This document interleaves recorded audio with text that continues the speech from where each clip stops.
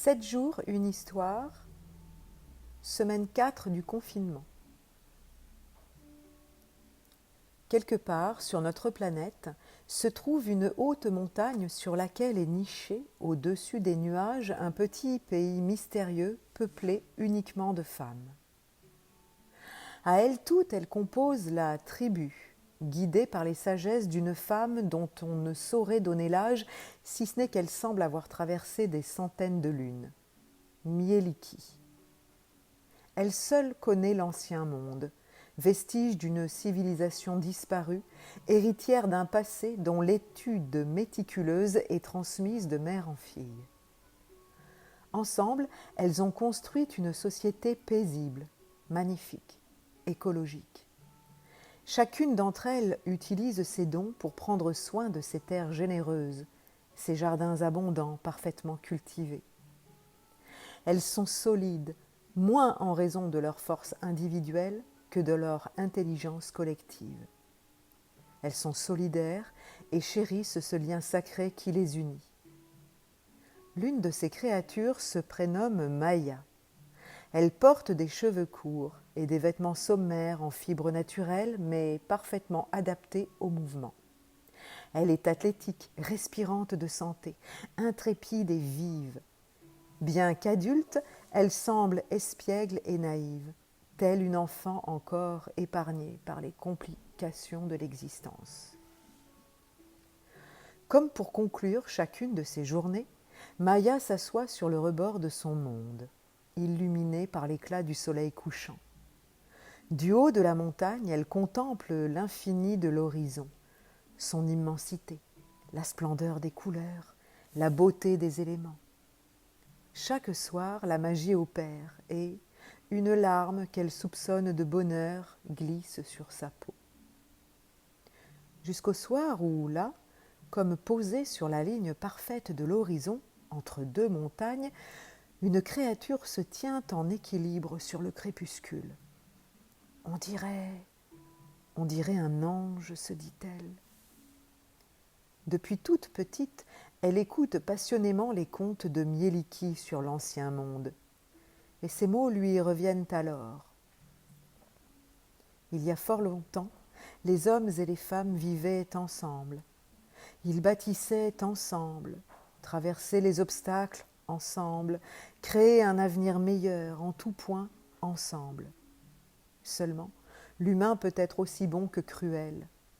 La bonté des uns n'a pas survécu à la cupidité des autres. Et le sens du mot « aimer » s'est transformé peu à peu en « profiter ». Tout devait être plus beau, plus rapide, plus moderne, plus grand, plus incroyable, plus. Et puis, un jour sans lune, tout s'arrêta. Après avoir pris un peu plus, chaque jour, à notre terre-mère, sans lui donner en retour, l'homme s'est éteint. Durant des années, la terre-mère ne cessa de brûler. Tout fut décimé. Ni ange ni Dieu ne sont venus nous sauver. Alors, un autre jour sans lune, plus rien n'exista. Mis à part une dernière flamme. La dernière flamme de ce brasier se situait près d'une femme, moi, Mieliki. Et dans le ciel si sombre, je crus distinguer de grandes ailes. Un jour viendra où je comprendrai pourquoi. Maya le distingue très bien, malgré la pénombre qui force les derniers rayons du soleil à fondre au travers des rocheuses. Ses ailes sont lisses, son regard est si pur. Il est là pour elle, pour lui parler.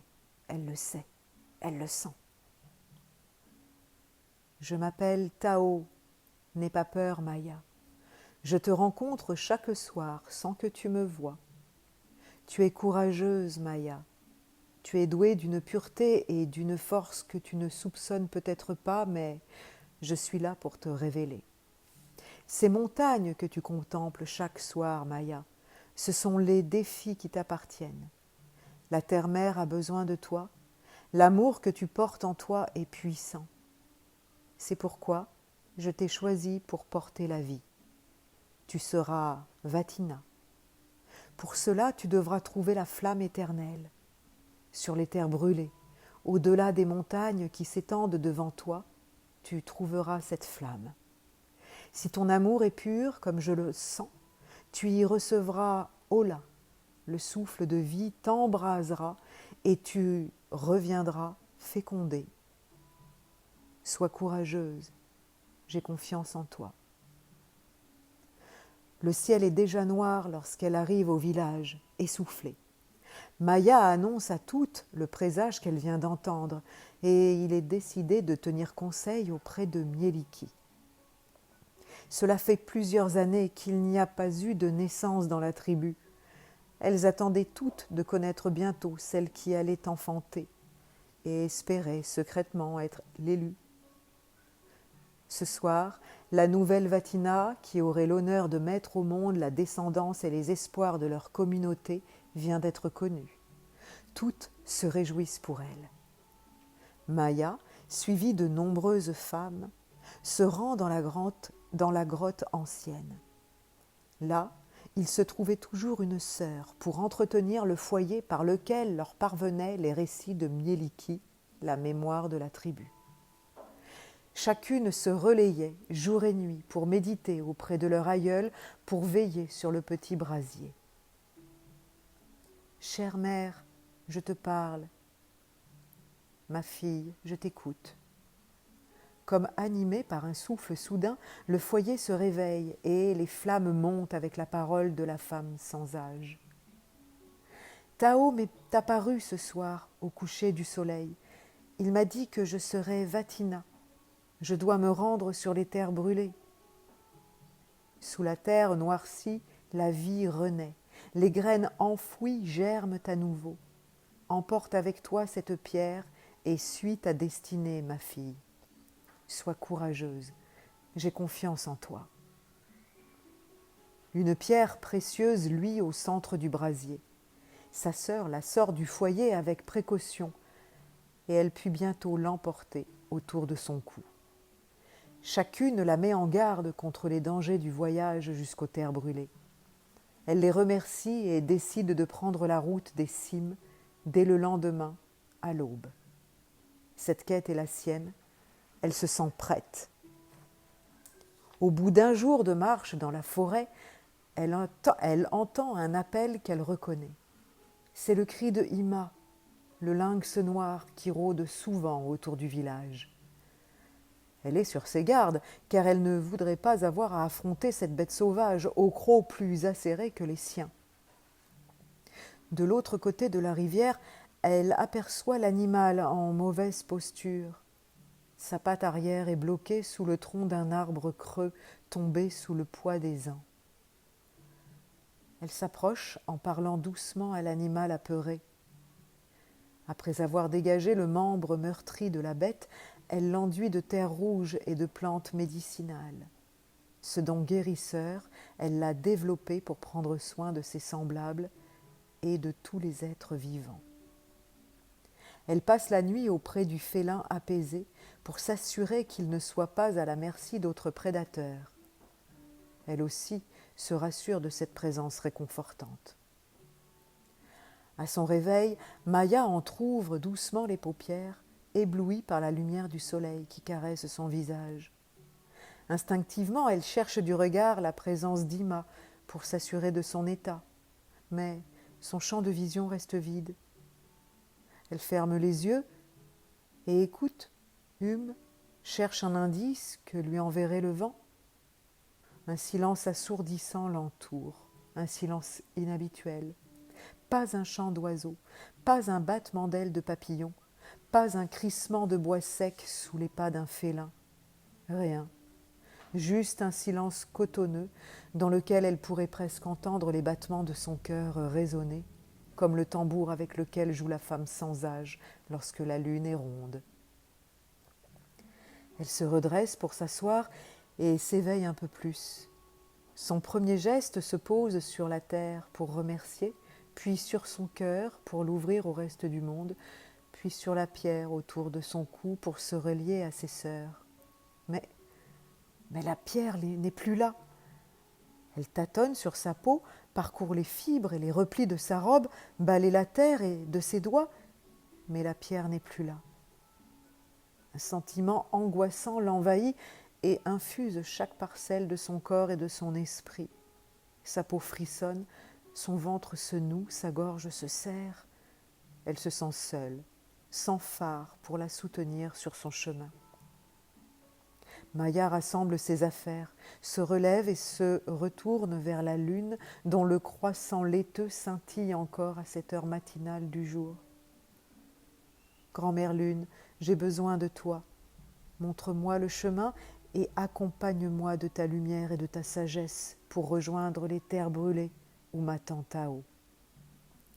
Elle prend le temps d'inspirer profondément, de descendre dans son cœur, pas à pas.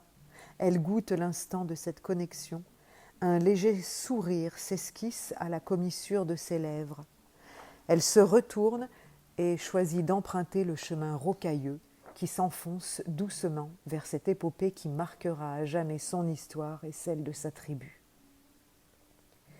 Elle avance délicatement et découvre émerveillée Myosotis, Perce-Neige, Millepertuis, Violette. Elle s'enivre du doux parfum des fleurs qui magistralement ouvrent leur corolle en honneur au soleil. Ces arômes, elle les connaît, doux souvenirs de sa terre natale. Elle n'a pas peur.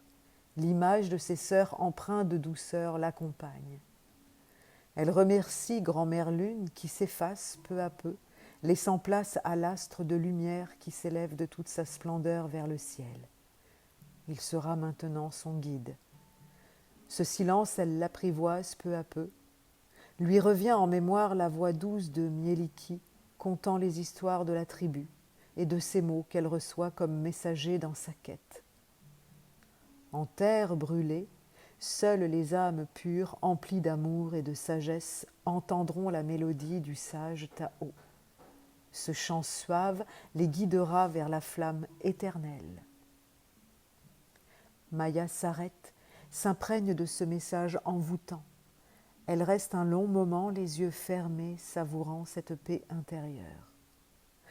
Un très léger bruissement la fait sortir de sa torpeur. Au loin, elle aperçoit un lynx aux yeux perçants. Est-ce Ima ?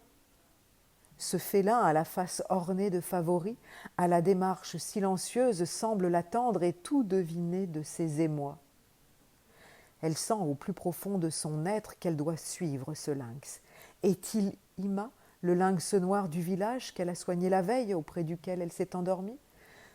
Peut-être lèvera-t-elle aussi l'énigme de la disparition de son collier avec la pierre précieuse trouvée au cœur du brasier avant son départ vers les terres brûlées ? Lentement, pour ne pas l'effrayer, elle s'approche de lui à pas feutrés. Il semble l'attendre. Puis soudain il part, se fraye un chemin entre les épineux et les ronces. Il accélère sa course, bondit de rochers en rochers, arrive à un ruisseau qu'il traverse en sautant de caillou en caillou. Il disparaît derrière les arbres, soudain ressurgit alors qu'elle l'avait perdu de vue. Tiendra-t-elle longtemps ainsi à le suivre ? Maya accélère sa marche. Elle court maintenant, se griffe avec les ronces qui accrochent son vêtement de toile, emprunte des sentiers escarpés, grimpe, descend, passe des cols, arrive dans les alpages. Et elle a perdu la trace d'Ima. Était-ce une bonne idée de le suivre ? N'était-il pas plutôt tenaillé par la faim, à la poursuite d'un lièvre, d'une marmotte ou d'un renard ? Pourquoi a-t-elle cru qu'il était un messager pouvant la guider vers les terres brûlées ? Faut-il suivre toutes ses intuitions ? Le doute l'envahit. Que cherche-t-elle réellement dans cette aventure solitaire en quête du sage Tao ? En quête d'une vie féconde ? Et quelle fécondité ? Elle a soif, elle a faim, elle est tourmentée. Elle ne se sent plus protégée par la paire précieuse qui la rattache à sa communauté. Elle décide de faire une pause, boit une gorgée d'eau de sa gourde, mange quelques fruits secs, lentement pour apprécier toute leur saveur. Elle respire profondément. Elle regarde autour d'elle, voit le paysage qui s'étend devant ses yeux que sa course avait dissipé, et elle aperçoit les terres brûlées. Elle écoute. Au loin dans le ciel, le cri d'un rapace retentit. Il tournoie dans le ciel azur et se rapproche petit à petit de Maya. Il plane dans le ciel en restant au-dessus de sa tête quand, soudain, une pluie très fine se met à tomber, faisant apparaître un arc-en-ciel derrière le soleil dont les rayons réchauffent sa peau douce et laiteuse.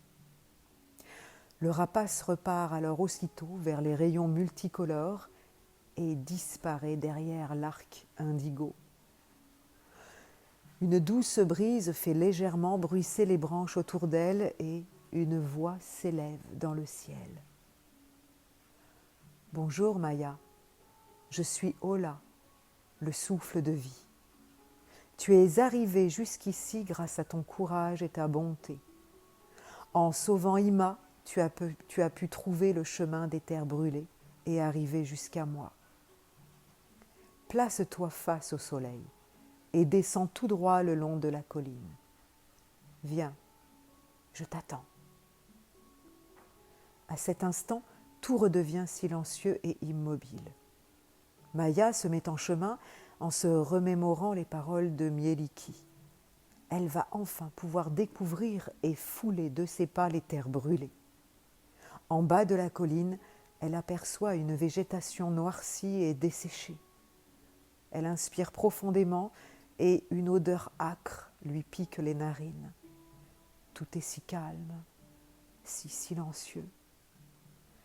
Elle continue sa descente et une fois arrivée en bas, elle contemple ce paysage si particulier. Tout est calciné et aucun signe de vie ne subsiste. Elle commence alors à poser ses pieds sur les terres noircies et d'un seul coup, des petites pousses vertes sortent de terre les unes après les autres. Plus elle avance, plus la végétation reprend ses droits, formant une allée bordée de petits buissons. C'est alors qu'elle distingue une grotte, beaucoup plus petite que celle de la tribu. « Rejoins-moi à l'intérieur, Maya », lui souffle Ola. « N'aie pas peur. » Une fois dans la grotte, le froid la saisit immédiatement. Elle s'assoit. Soudain, elle aperçoit une lueur scintillante sur le sol et elle reconnaît sa pierre précieuse disparue. Passe-la autour de ton cou, c'est à toi qu'elle revient, car tu as été choisie pour être Vatina. Dès qu'elle se part de la pierre, une flamme jaillit au milieu de la grotte. La flamme éternelle, se dit-elle. Alors, elle sent un souffle chaud passer dans sa nuque. Tu dois maintenant retourner dans ton pays, près de Mieliki, qui veillera sur toi et te guidera pour donner la vie. Grâce à toi, notre terre-mère va renaître. Nous te serons éternellement reconnaissants. Surtout, garde bien la pierre, car c'est elle qui va te guider pour retrouver ton chemin. C'est ainsi que Isaya vit le jour quelques mois plus tard, un soir de pleine lune, au sein de la tribu. Toutes les femmes étaient ravies et veillaient tour à tour sur ce petit être qui représentait la nouvelle vie sur la terre-mère, choyée et préservée. Mieliki, la femme sans âge, resta la gardienne encore plusieurs lunes, prenant soin de cette vie précieuse, car elle savait que la terre-mère pouvait à nouveau reprendre ce qu'elle avait mis tant d'années à faire éclore.